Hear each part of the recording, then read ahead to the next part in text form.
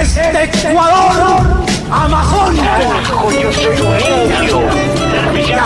Entonces, ¿o no estamos? Confirma para confirmar. Sí estamos. ¿Cómo están? Buenos días, queridos oyentes, queridos amigos. El Carlitos Minango ahí sorprendiéndonos, más o menos como la sorpresa que significó el descenso del Nacho. Oye. A mí me dolió en el alma. ¿Le dolió? Sí. ¿Y por qué le dolió? Porque más allá de que no estaba haciendo un buen fútbol y toda la cosa, yo creo que es un emblema, ¿no? Total. El único equipo ecuatoriano con ecuatorianos. El único vitricampeón. El único vitricampeón, el único que es 100% con jugadores ecuatorianos. Oye, y en su momento tenía una talla bastante interesante cuando Por tenía supuesto. al Chucho, al Toño. Claro. ¿Quién más salió en esa camada? Cuando Confirma. fue vitricampeón. No, pues eso fue en los años 70, no fue recientemente. Pues. Ah, no, yo lo decía Yo cuando te fue decía vitricampeón era cuando buenazo. tuvo me parece que fue en el año 2006 que le tuvo al Chucho, al Toño, Valencia. Alguien más estaba en el equipo, pero tuvo una importante camada de jugadores y quedó campeón ese año. Recuerdo que la final fue en el estadio de la Liga y fue con la Liga la final y Sí. le ganó el Nacional. Si mal no recuerdo, si la memoria no me falla. Pero bueno, acá estamos próximos a echarle leña al fuego como siempre. Esto es 7F, Ecuador por más democracia. ¿Cómo están? Buen día.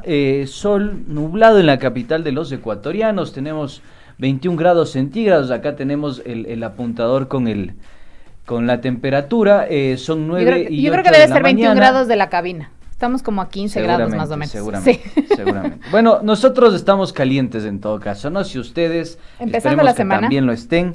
Recuerde que nos puede sintonizar por la 95.3 en la capital de los ecuatorianos y la 94.5 en el noroccidente de la provincia de Pichincha, Esmeralda, Santo Domingo de los Áchilas y Manabí. Como siempre, no estoy solo, muy bien acompañado hoy. Como siempre, Escurridiza está conmigo. ¿Cómo estás, Escurridiza? Buen día. Hola, Andresito, buenos días. Ya estábamos picoteando hablando sobre mi Nachito, que me da mucha pena que haya descendido. Pero bueno, a veces se necesita llegar así hasta abajo para luego otra vez repuntar. Así Hasta abajo. Hasta abajo y luego uno sube así como flecha. Así que eso esperemos que le pase al Nachito. 9 de la mañana con 9 minutos. Iniciamos aquí este martes 25 de mayo del 2021, gracias a quienes nos sintonizan en el mundo entero a través de www.pichinchacomunicaciones.com.es. Gracias también a quienes están con nosotros en todas nuestras redes sociales de Pichincha Comunicaciones. Ya saben, nos encuentran en todas las redes sociales.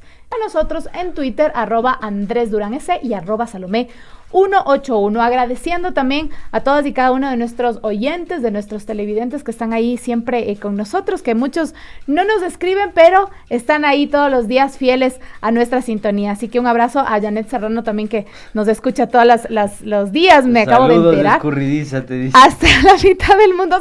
Saludos, besos y abrazos a todos ustedes. Muchas gracias. Dios mío, 9 de la mañana con 10 minutos. Bueno, amanecemos con nuevo gobierno. Llegó el día. ¿Cómo te sientes? Como 1 de enero.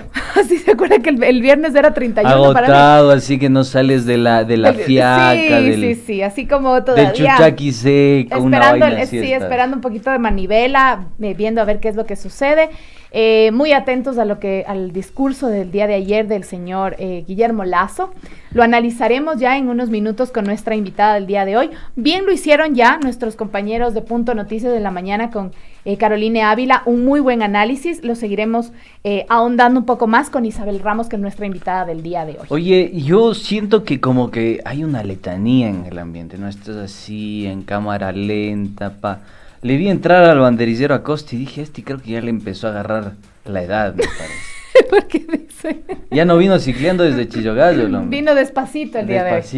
Vino despacito. Pero no nos vayamos tan despacito porque tenemos que apurar el tiempo. Vamos, y nuestro queridísimo Pajarito Azul tiene un montón que contarnos, obviamente con todo lo sucedido este fin de semana y en este feriado. Y el nuevo, obviamente, cambio de gobierno. ¿Qué dice Larry? Buenos días.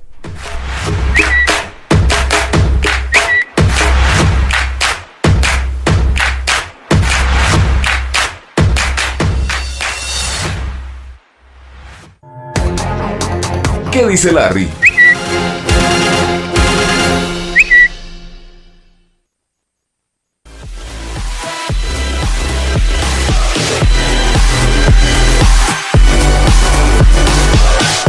Volvemos entonces, por favor le pedimos que si usted está conduciendo se ajuste bien los cinturones y si no pues esté donde esté, le alce el volumen, echemos de leña al fuego. Carla, iniciamos nuestro segmento. ¿Qué dice Larry? ¿Cuál es la primera novedad en torno al suceso con el que cerró el gobierno del señor Lenín Moreno? Yo realmente... Con el broche, ¿no? Es un broche de sangre, por así decirlo. Yo realmente quedé espeluznado con la noticia, Sí, me cayó como un baldazo de agua fría, porque no es el primer acontecimiento de esta magnitud. Recordemos lo que sucedió con los israelíes implicados en la trama de venta irregular de insumos y dispositivos médicos en el sistema sanitario del país, en el que también está inmerso la familia Bucarán. Recordemos lo que sucedió con este periodista asesinado, que en su momento también lo involucraron en este caso, después lo separaron, después lo distanciaron y hasta el momento no se esclarece el caso. Recordemos lo que sucedió también con el secuestro y el asesinato de los periodistas de Diario El Comercio. Tuvimos la oportunidad de entrevistar a Ricardo Rivas y Ricardo, el hermano de Paul. Ricardo asegura y lo dice: la responsabilidad es absolutamente del gobierno. Entrevistamos también a gente en la zona de frontera en San Lorenzo y ellos aseguran que hay un crimen de Estado. Todos estos argumentos, toda esta serie de sucesos que se han dado en el sistema penitenciario incluso, 165 muertos en los 4 años de gestión del señor Moreno, y toda esta sociopatía institucionalizada que ha sido calificada por el doctor Torres, tomando en cuenta los 50.000 muertos, también el extravío de los cadáveres, producto de la pandemia, de la sindemia, 12.366 muertos solo en abril en el año 2020 en Guayaquil.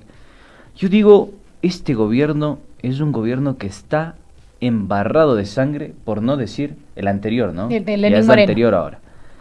Por no decir que se ha bañado en la sangre de los ecuatorianos. Sí, realmente Y creo que no hay que tener prurito en esto, Carla, me parece que hay que Es que decirlo los hechos porque lo dicen. los hechos están ahí y Claro. nosotros los periodistas y el periodismo se debe a los hechos. Así dice Gabriel Martínez, en su cuenta de Twitter lo dijo hace 2 días, el 23 de mayo, el día domingo, dijo: informe de medicina legal de la Policía Nacional del Ecuador establece que la causa de la muerte de José Augusto Briones es ahorcamiento. Los indicios apuntan a que se trata de un suicidio. La investigación la realiza la Fiscalía del Ecuador. Lamentamos su muerte, nuestro pésame a su familia, dice ya el ex ministro en estos momentos, ¿no? Ex ministro del señor Lenín Moreno, el saliente gobierno de Lenín Moreno. Eso lo decía hace 2 días. Es lo que decíamos hace un momento, Andrés. Pero a las ver, pruebas detengámonos están ahí. brevemente, pero ¿Se al mismo suicidó? tiempo con mucha precisión y profundidad. ¿Qué pasa con el señor que presuntamente Se suicidó. Este señor José Augusto Briones era uno de los 5 presidentitos que eligió en su momento el señor Lenín Moreno. Ustedes recuerdan ese brazo, ese decreto ejecutivo que le daba competencias extraordinarias al señor Roldán, al señor Cuesta, a la señora Romo, al señor Briones, todas esas personas, al señor Michelena, todas esas personas que formaban parte del equipo cercano de la denominada mesa chica del señor Moreno, eran los que generaban esa toma de decisiones, los que discutían, los que solucionaban el tras bastidores de la política nacional, del ejercicio gubernamental. Lo que llama la atención es que José Augusto Briones estaba implicado en una red de corrupción que vinculaba a la estatal petrolera Petroecuador y a su vez a la Contraloría General del Estado con el señor artífice intelectual de la persecución política en el país, Pablo Celi, el Contralor. Entonces, yo Se digo, niega a renunciar, ¿no? yo digo, Carla, en pleno proceso de investigación, recordemos que pasó la primera instancia, había una instancia de indagación, se habían pedido medidas cautelares, la justicia se había negado esas medidas cautelares en contra de Celi, había todo un entramado, glosas que se desvanecían, las denuncias, la reciente denuncia de la ex prefecta de Pastaza, diciendo que se pedía unos porcentajes económicos para hacer exámenes especiales e investigar supuestos o presuntos actos de corrupción, etcétera, etcétera, etcétera, etcétera. Los aportes de $4 millones a No Limits, la empresa implicada en toda esta trama, y casualmente el señor se suicida. Yo no quiero generar acá teorías de la conspiración, ni mucho menos, pero sí quiero invitar a los ecuatorianos, a nuestros oyentes, a ti, Carlita, a todas las personas que se suman a nuestra señal, a que reflexionemos sobre este acontecimiento. Digo, esto, querida audiencia, es para hacer una película. Es para hacer una película. La forma discrecional, los tras bastidores, el tejido institucional que ha construido el señor Moreno en sus años de gestión, genera el beneficio de la duda. Y yo dudo muchísimo de los actos de la justicia de Moreno, de la fiscalización de Moreno y del ejercicio gubernamental del señor Moreno, por todos los hechos que hemos mencionado. Que le dejan una gran cola al señor Guillermo Lasso, ¿no? O sea, más que mesa servida, le dejan... Y yo creo, y esa es la preocupación que yo tengo, sí. y me sincero en relación a esto, Carla. Me preocupa que el presidente Guillermo Lasso no se haya pronunciado al respecto de lo que sucedió con el señor Briones. Mano derecha del señor Moreno. Parte de la y mesa presunto chica, ¿no? cómplice de la trama de corrupción en Petroecuador y Contraloría General del Estado junto con Pablo Celi. En pleno proceso de indagación, ni siquiera de indagación, en segunda instancia. Yo creo que hay que hacer un llamado a la ciudadanía para y en la cárcel 4, que además se supone que hay más control porque son menos, hay una menor población de personas privadas de la libertad. Entonces es un proceso que debe esclarecerse realmente y esperamos que así se lo haga, que el nuevo gobierno, el gobierno del señor Guillermo Lasso, tenga esto pendiente para que se esclarezcan estos hechos. Y justamente hablando ya del nuevo gobierno, vamos a dar lectura justamente a algunos tweets que hizo el señor Guillermo Lasso en su Twitter oficial. He firmado el decreto para el Código de Ética y Estándares de Conducta Gubernamental, que establece los más altos estándares de comportamiento ético con el fin de lograr una gestión transparente y eficiente en la función pública. Este fue uno de los decretos que ayer, después ya de su posesión, después del almuerzo que dio a sus invitados especiales, se sentó a firmar algunos decretos ya el nuevo presidente Guillermo Lasso. Y él es uno de ellos. Decreto para el Código de Ética y Estándares de Conducta Gubernamental. Me imagino que esto es una lucha contra la corrupción, para la buena administración de los servicios públicos. Así que bueno, esperemos que este código realmente sea lo que se necesita para la gestión ejecutiva. Con otro de los tweets también tiene el señor Guillermo Lasso, y es uno de los que ha causado tal vez más controversia. Y dice: la libertad es nuestra bandera de lucha. Cumpliendo con el compromiso de garantizar el derecho a un Ecuador libre, firmamos el decreto para derogar el reglamento a la ley de comunicación. En un hilo que lo abre el mismo presidente, dice: en las próximas horas enviaremos a la Asamblea Nacional un proyecto de ley de libertad de expresión, que ha sido redactado acorde a principios internacionales. El objetivo es volver a vivir en plena libertad en el Ecuador. Es decir, se echa abajo el reglamento a la ley de comunicación. Sí, efectivamente. Creo que es uno de los más preocupantes.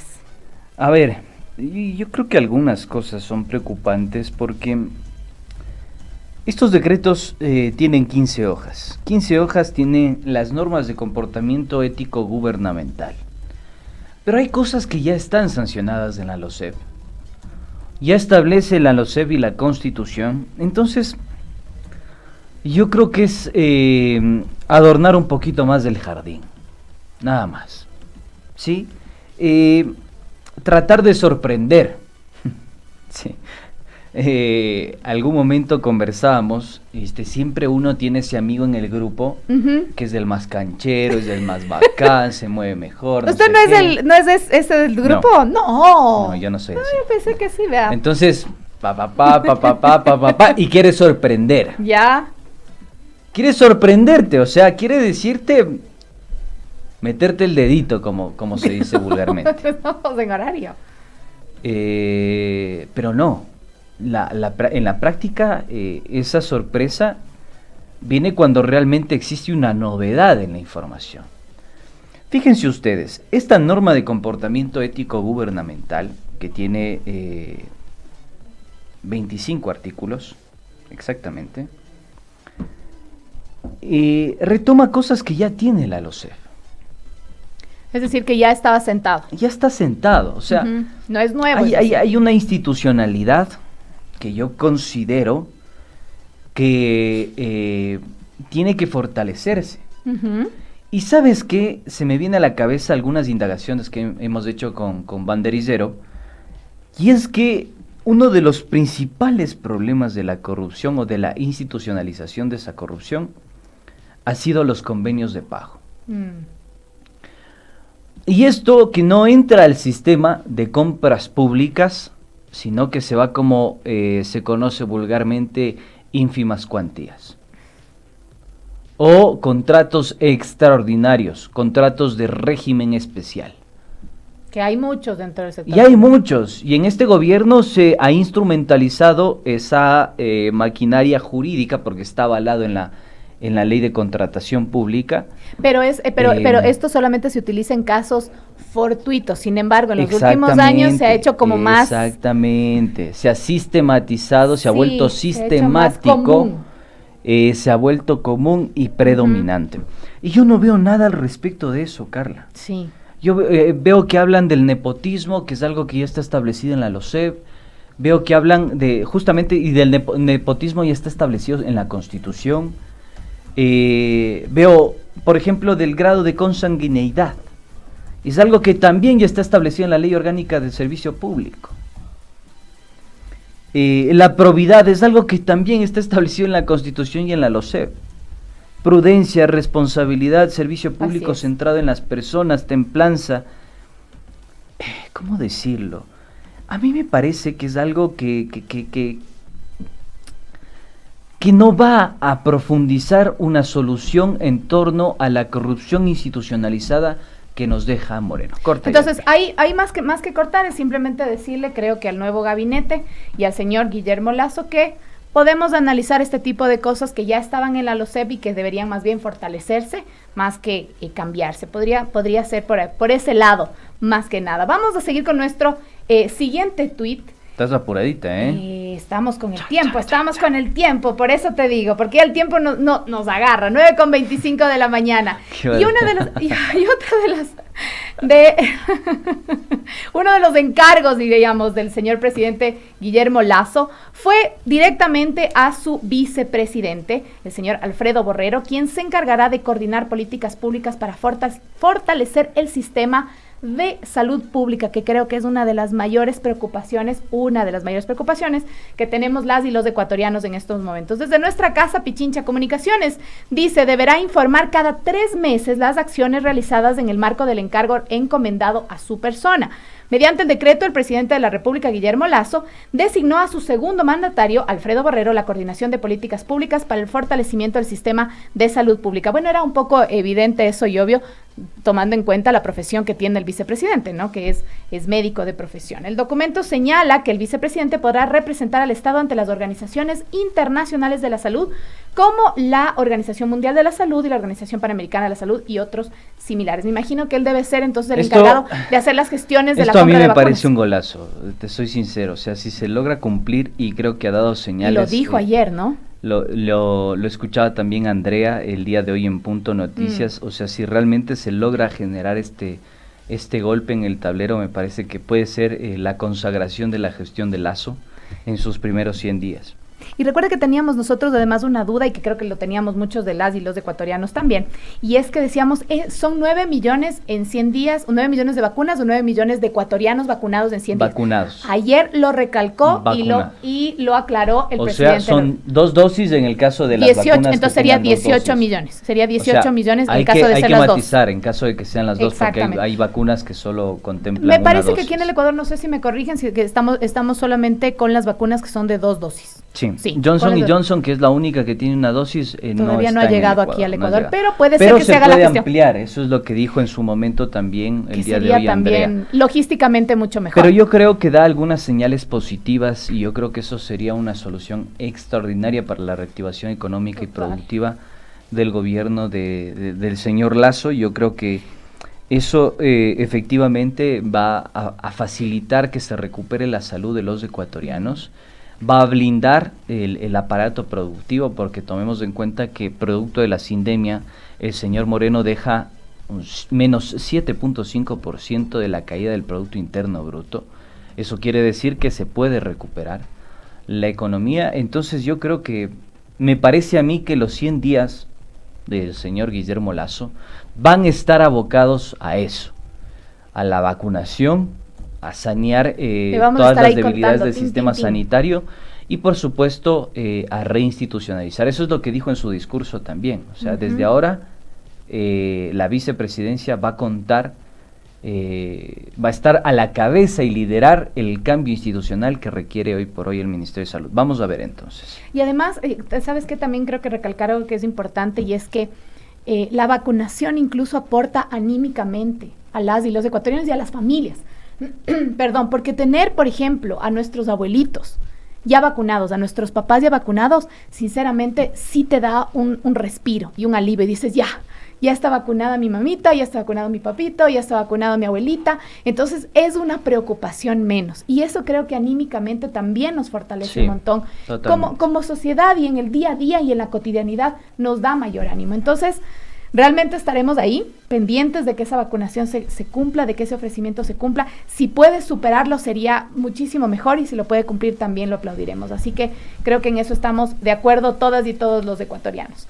Otro de los decretos, mi querido Andrés y amigos, que se hizo el día de ayer, y es que el presidente Guillermo Lasso firmó el decreto que crea el código de ética. Este ya lo dijimos. Abajo está, abajito.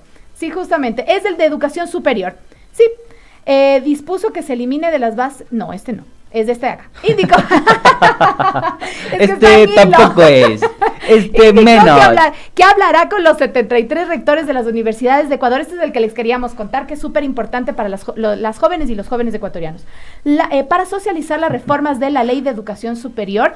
Era mi ideal enviar esta misma noche la reforma a la Ley de Educación Superior, pero es fundamental el diálogo. Recordemos que en campaña el señor Guillermo Lasso habló de la eliminación total del CENESID. Sin embargo, parece que con el caminar de toda la campaña, y ahora ya siendo presidente, ha retomado este asunto desde otro punto de vista, más bien como una reforma más que como una eliminación del CENESID. Por eso tenemos a Alejandro Rivadeneira, que será el próximo, ya es en estos momentos secretario de Educación Superior en el gobierno de Guillermo Lasso. Así que bueno, es un punto bueno para la educación superior, creo. No sé si bueno. Esperemos. Habría que ver y evaluar y valorarlo en el tiempo. Esperemos que ese diálogo realmente sea un diálogo y efectivo, y de alguna forma recoja todas las demandas de todos los sectores de instituciones educativas. Dicho sea de paso, tomen en cuenta el recorte presupuestario contra la educación en el gobierno de Moreno. Tomen en cuenta las necesidades presupuestarias para investigación y transferencia tecnológica, lo que se conoce como IBD. Tomen en cuenta que hoy por hoy se necesita fortalecer esas 4 universidades emblemáticas en su momento. Los resultados que ha tenido Yachaitec con toda la contracorriente, calificándola de elefante blanco, etcétera, etcétera, yo creo que es positivo para el país, para la innovación, para la transferencia de ciencia y tecnología que tanto requiere el país. Y además, que si la pretensión del presidente Lasso es justamente invocar, llamar, importar de alguna forma la inversión extranjera directa, hay que fijarse en los países que son seductores para esa inversión extranjera directa. A la cabeza el propio Estados Unidos, y no necesariamente porque tiene bajos impuestos, sino porque tiene ciencia, tecnología e innovación. Le sigue Alemania, le sigue Reino Unido. Y la inversión en Estados Unidos, según los datos de 2019, ¿sí? Los tengo acá, llegaron a 75.000 millones de dólares. ¿Sí? Entonces yo considero, 145.000 millones de dólares, 75.000 millones de dólares Alemania. Yo considero que esos son datos importantes e interesantes y que no necesariamente para los inversionistas extranjeros tengan que ver con la facilidad o benevolencia del aparato impositivo, sino con las capacidades que pueden generar sus sistemas de transferencia tecnológica. Fijémonos en esos países. Yo creo que Yacha y Iquian, la Universidad de las Artes, la Universidad Nacional de Educación pueden ser una importante alternativa para fortalecer esa innovación, esa transformación del aparato productivo. Y esperemos justamente que el titular de la Secretaría de Educación Superior tenga esta misma visión, ya que él tiene su perfil, tiene recorrido, ingeniero eléctrico por la Escuela Politécnica Nacional, y además tiene una maestría en energías renovables y sostenibilidad energética por la Universidad de Barcelona. Obviamente también ha sido decano de Economía de la Pontificia Universidad Católica, Ciencias Administrativas de la Universidad Central. Entonces tiene realmente ya un recorrido académico bastante grande, y esperemos que la experticia también para llevar por ese sendero a las nuevas universidades. Un dato perturbador al respecto. Ciencia y tecnología. De la reforma a la LOES, Ley Orgánica de Educación Superior, es que esta podría ser la tercera reforma. La tercera reforma, ¿en qué? 15, 14 años. Vamos a ver, porque este cambio en el marco jurídico también puede generar desequilibrios en un proyecto que facilite la transformación de la educación superior. Yo estoy a la expectativa de esto porque, Carla, queridos amigos, audiencia en general, la educación es crucial para el desarrollo del país. No es una etiqueta, no es una cosita rimbombante, no.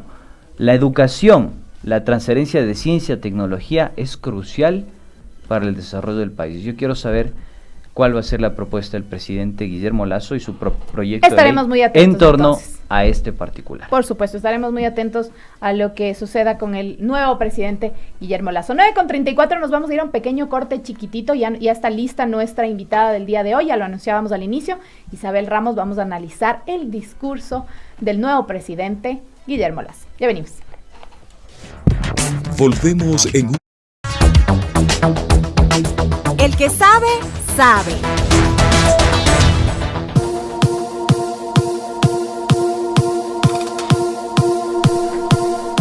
Volvemos 9 de la mañana con 35 minutos. Ya tenemos conexión telemática con nuestra querida invitada Isabel Ramos. Ella es docente investigadora de Flaxo con una larga trayectoria en la academia.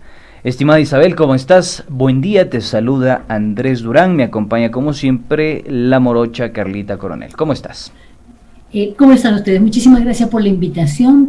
Bueno, con mucha expectativa. La verdad es que el inicio de un nuevo gobierno siempre trae la necesidad de analizar justamente lo que ustedes decían, ¿no es cierto? Las señales que se está mandando desde el nuevo gobierno y sus funcionarios al pueblo ecuatoriano para que podamos descifrar qué nos quieren decir y qué es lo que van a hacer. Así que gracias por la invitación y un buen día. Estimada Isabel, ¿qué es lo que más te llamó la atención del discurso de posesión del presidente electo Guillermo Lasso? Yo, algunas cositas que mencionó por ahí en las que insistió, se acabó el autoritarismo, por ejemplo. Lo reiteró varias veces. Lo reiteró, ¿no? en varios momentos de su intervención. También citó muchísimo a Roldós, a Jaime Roldós Aguilera. 3 veces exactamente. Habló muchísimo también del encuentro, del gobierno del encuentro. Yo quisiera saber qué es lo que más te llamó la atención de su discurso. A ver, a ver, no podría señalar una cosa, pero a ver, ¿a quién se dirige es un sesgo de comunicador, ¿no es cierto? ¿A quién le está hablando ese presidente? Un discurso de posesión presidencial sin anuncio concreto, sin datos, sin, digamos, sin un resumen de la política que pretende desarrollar, ya llama la atención. Primer asunto. Segundo asunto, este afán por separar democracia de autoritarismo, colocarse él del lado de la democracia y poner en la vereda del frente, es decir, en el lado del autoritarismo, al gobierno de Rafael Correa, a sus funcionarios y a sus legisladores. Esto es una cosa muy importante a tener en cuenta, es decir, el primer mandatario eligió no anunciar su política, sino hacer declaraciones de principios. Fue un discurso sentencioso y, a mi juicio, fue el discurso del final de la campaña. No fue, es un discurso de campaña, ¿por qué razón? Porque está, además de tomar posición en esta, digamos, en esta separación radical entre democracia, lo que él entiende por democracia, lo que le propone al país como democracia, y el autoritarismo. Su interlocutor, es decir, su contradestinatario fue claramente Rafael Correa. Habló mucho de él, de su, digamos, de lo que hizo, de lo que no hizo. Nunca hubo una pasada de factura por el manejo de la economía al gobierno de Lenín Moreno. Esto es una cosa que llama la atención porque, muy sencillamente, se ve que la economía va a seguir el mismo rumbo. Digamos, esa es la señal. Hubo alguna asociación con la corrupción y el manejo de la pandemia, pero no una pasada de factura del desastroso gobierno de Lenín Moreno. Esto también llama la atención. Y la necesidad de construirse una épica, es decir, un discurso de campaña en varios sentidos. Primero, enunciando unas luchas sociales que han sido muy caras a la gente. Esto lo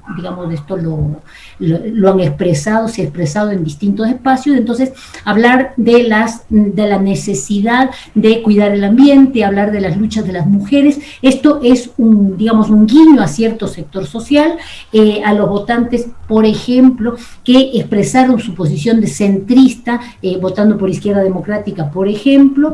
El tema del ambiente es una cuestión que atraviesa, pero que ha sido encabezado por el movimiento indígena, y este afán por construir una épica, ¿no es cierto? ¿Quién hubiera dicho, señora presidenta del Congreso, que una mujer indígena y un ex banquero, poniéndose en el mismo lugar de los perseguidos, voy a usar las comillas para decirlo, por el gobierno antepasado? Es decir, no... normalmente un gobernante entrante se refiere y se relaciona, se vincula con el gobierno anterior. Guillermo Lasso lo hizo con el gobierno antepasado, tomando una clara posición contraria y a la vez diciendo que no va a perseguir. Esto es una cosa, digamos, que salta a la vista con una cierta contradicción que habrá que mirar. Como si la gestión de Lenín Moreno no hubiera existido. Digo, más o menos. Ayer Alexis decía eso. Había un bache en el discurso de Guillermo Lasso. Se olvidó de que los 4 años su antecesor fue Lenín Moreno. Y al mismo tiempo, el ataque, digamos, al gobierno antepasado, también muy veladamente atribuyéndole a la historia cuestiones que se desmejoraron precisamente en el gobierno pasado, como el desempleo. Habló de desempleo histórico cuando claramente en los 10 años del gobierno de Rafael Correa el desempleo, el subempleo, el empleo precario bajaron considerablemente. Pero esas conquistas no son tomadas en cuenta, y además atacó al punto a una de las cosas que sí, digamos, que el gobierno de Rafael Correa no pudo solucionar, que es la desnutrición infantil. Esa ha sido una fuerte piedra de toque de su campaña, y el asunto de la ruralidad como una, digamos, un guiño a una base de sustentación que está construyendo y que se la ve muy sólida con Pachacuti, ¿no es cierto? Entonces hubo una intención como de aumentar el apoyo a partir de referirse a causas sociales importantes y de tomar las palabras de el gobernante, el presidente, con uno de los presidentes con mejor imagen digamos, de la historia democrática del Ecuador, que es el presidente Jaime Roldán. Recordó fuertemente a Jaime Roldós como un gesto, digamos, hacia la ampliación de la base social. No creo que sea un discurso socialdemócrata, como se ha dicho, eso a mí me causa mucha gracia, porque en cuanto se dirige al empresariado nacional, fue muy claro en asegurarles que una apertura total de la economía ecuatoriana,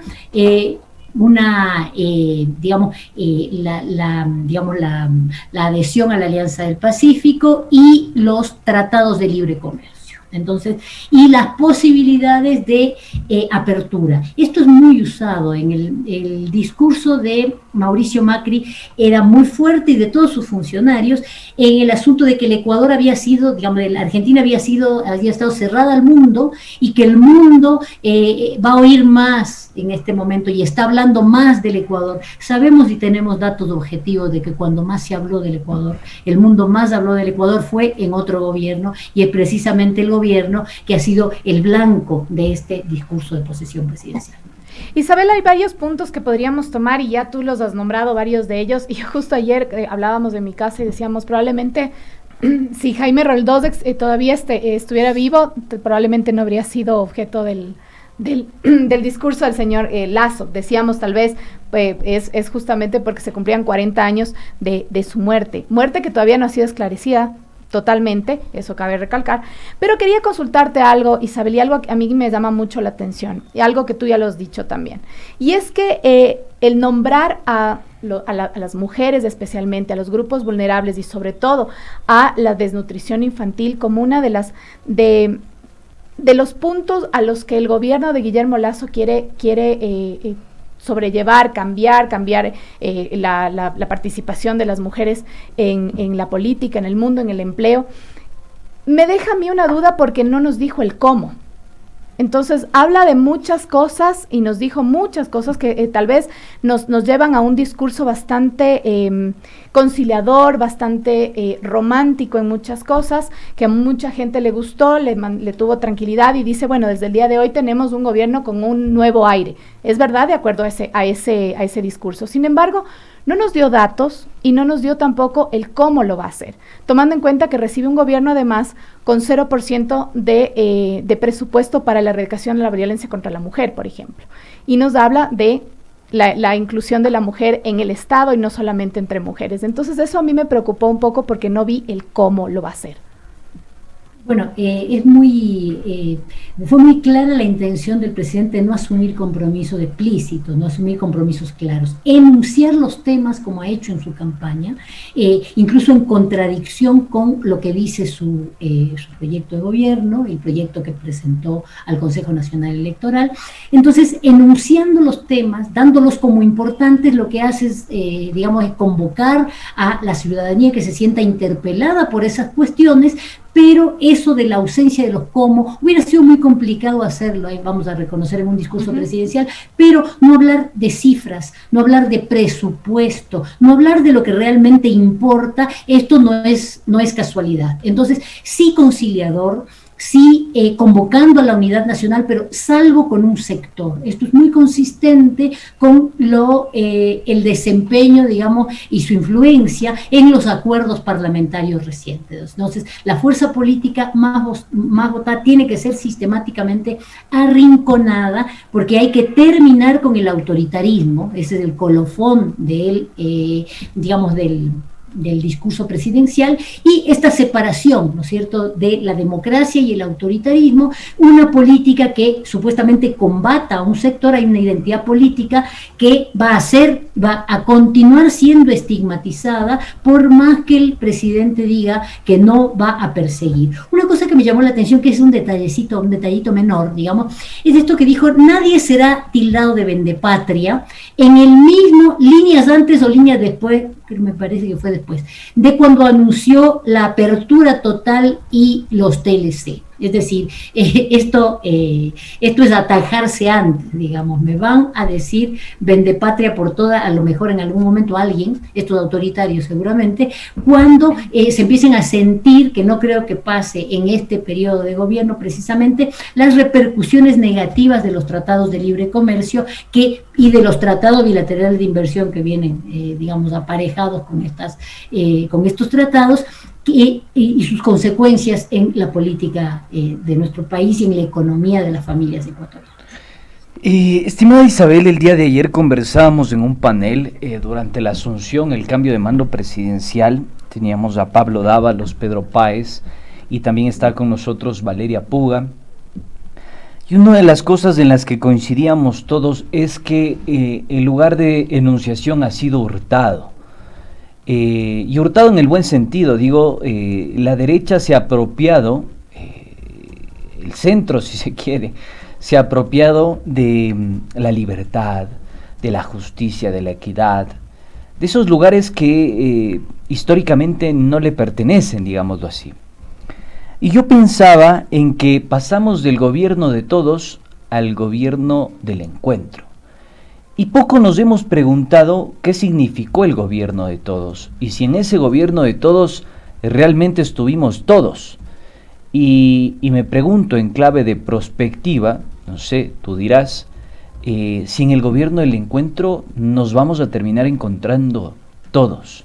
¿Qué nos puedes decir al respecto de este punto? De ninguna manera nos vamos a encontrar todos en el gobierno de todos, porque ha habido claramente un contradestinatario en ese discurso.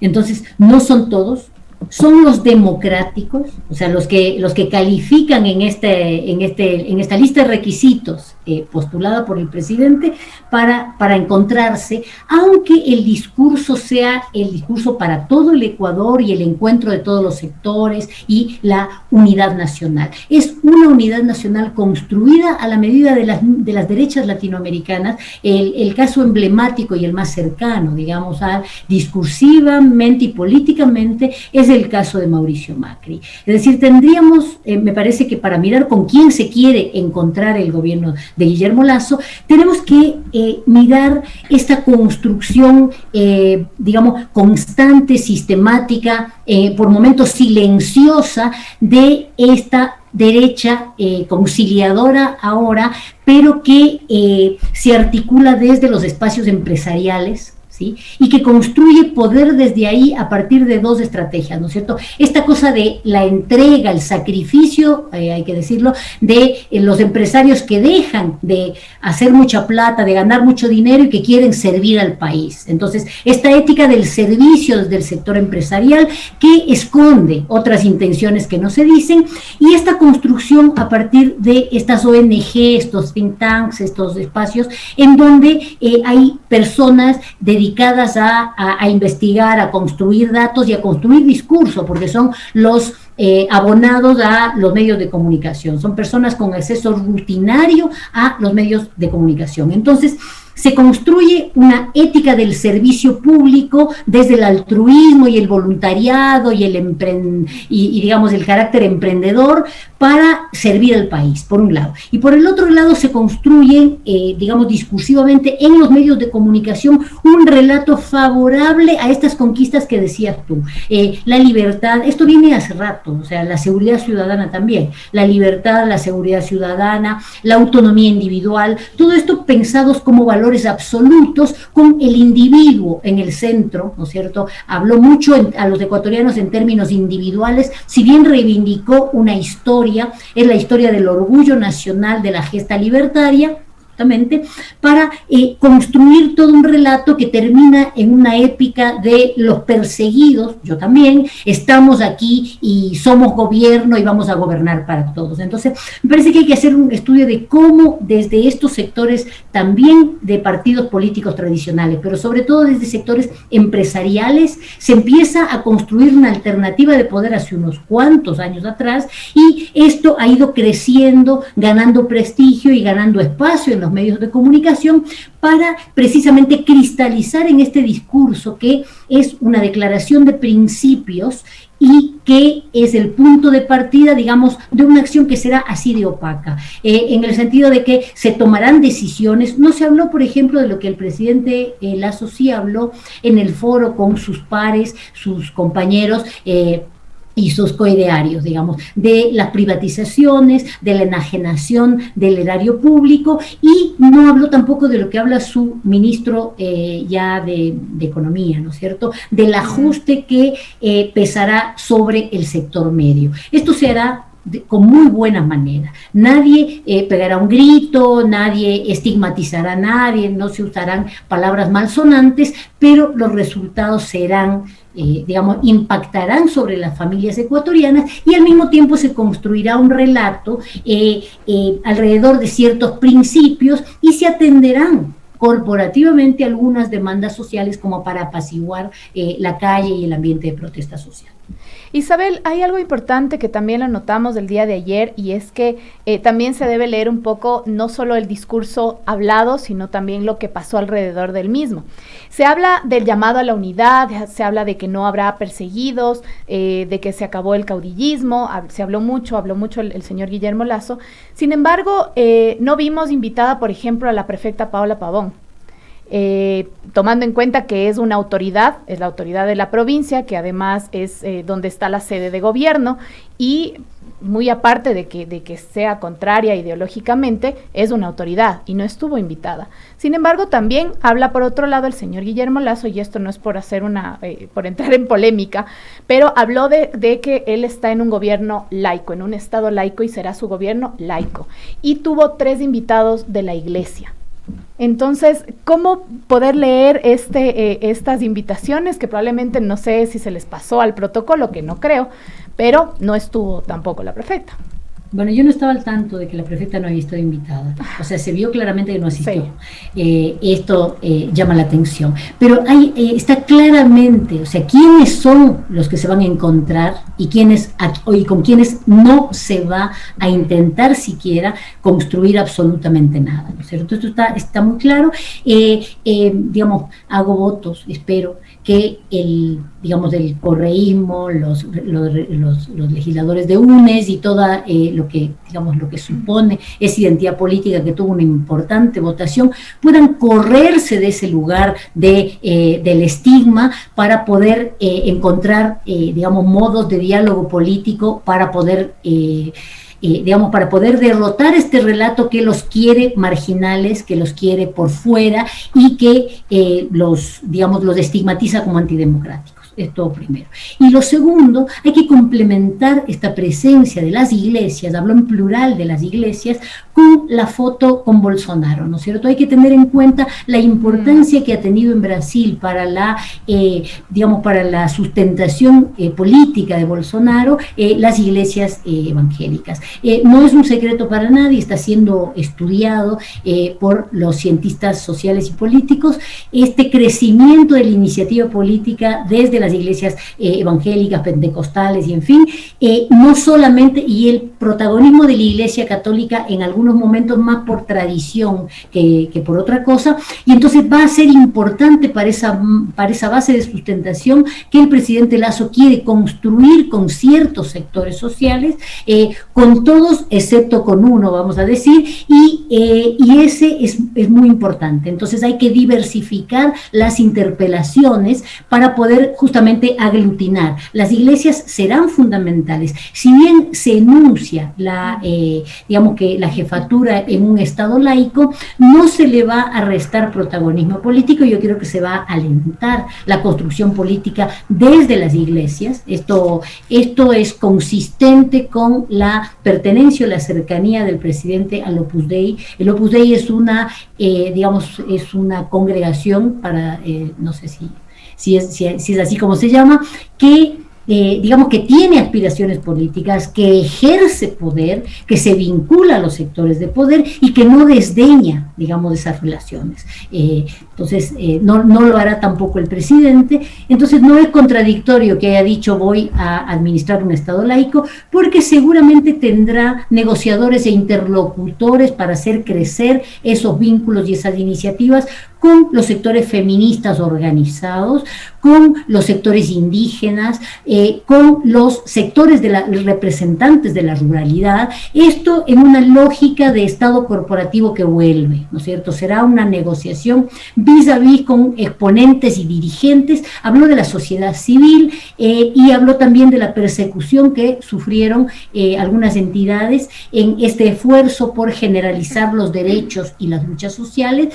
y entonces veremos de nuevo la instalación de la política por la vía de las ONG. Esto también le dará fortaleza y prestigio adentro y afuera del país al gobierno del presidente Lasso. Entonces, yo concluiría diciendo que este fue un discurso de campaña, el discurso del cierre de una campaña, llamando a los sectores con los que se quiere vincular y con un contradestinatario muy fuerte que expresa una voluntad popular, numerosa en votación, que deberá hacer el esfuerzo por correrse del lugar del estigma para poder justamente alternar, construir y fortalecerse políticamente, que sería lo legítimo.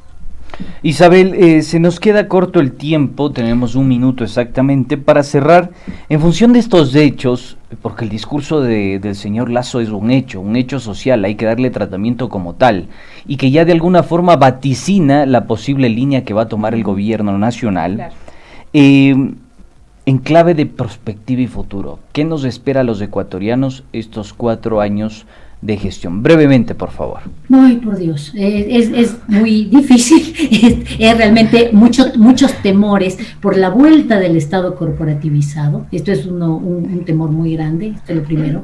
Nos espera eso, nos espera una apertura brutal de la economía que que romperá, que aniquilará el aparato productivo del Ecuador, o sea, los industriales, los productores, una reprimarización de la economía, que no sé si los economistas que tanto criticaron eso en el gobierno de Rafael Correa se atrevan a decirlo, y acuerdos palaciegos por todas partes, es decir, una política de élites, una política de cúpulas y de acuerdos palaciegos con los medios de comunicación como elemento importante de esta alianza.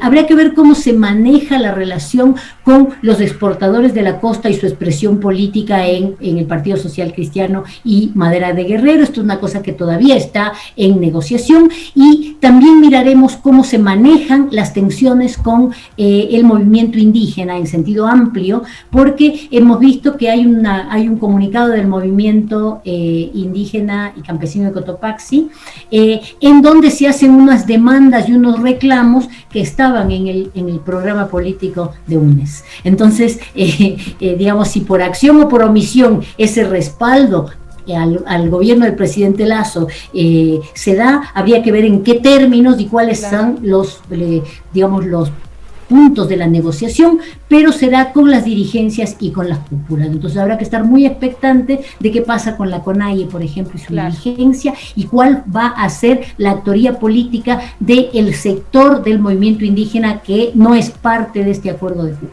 Isabel, queremos agradecerte enormemente, Isabel, por tus precisiones y tus aportes a este debate y a este conversatorio. Muchas gracias, Isabel, que tengas excelente día. La agradecida soy yo. Buen día para ustedes. Estaremos próximamente contigo nuevamente, mi querida Será Isabel. Un placer como Gracias. siempre. Recordemos además que el señor Guillermo Lasso lo dijo ayer textualmente: es el mejor pueblo al que un presidente puede aspirar. Esperemos también que esté a la altura de este gran pueblo. Nosotros, como siempre, nos despedimos sin antes decirle que usted y solo usted tiene las conclusiones. Nos vemos el día de mañana. See you later. Nos escuchamos y nos vemos mañana. Adiós.